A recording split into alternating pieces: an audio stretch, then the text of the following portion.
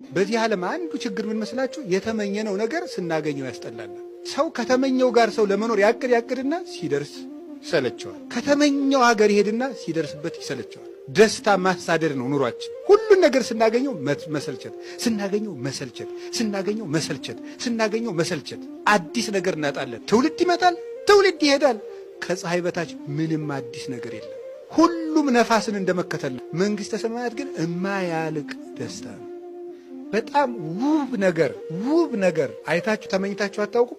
የኔ በሆነ እንደው ይሄ የኔ በሆነ ብላችሁ በቃ እሱ ያያችሁት ነገር ራሱ ከንቱ ነው። እሺ በጣም ድንቅ የሆነ ነገር ሰምታችሁ የኔ በሆነ ብላችኋል፣ እሱም አይመጥንም ነው። እንዲው ይሄ ነገር እንዲው የኔ ቢሆን ብላችሁ ተመኝታችኋል፣ እሱም ቀላል ነው። በቃ ከፈለጋችሁ በአጠቃላይ የሰባቱ አህጉር በሙሉ የኔ ቢሆን በሉ። ይሄም ሐሳብ በጣም ጥቂት ነው። እና እንዴት ነው ሲባል በቃ ልብ አያስበው። ልብ ማሰብ አይችልም የመንግሥተ ሰማያትን ደስታ።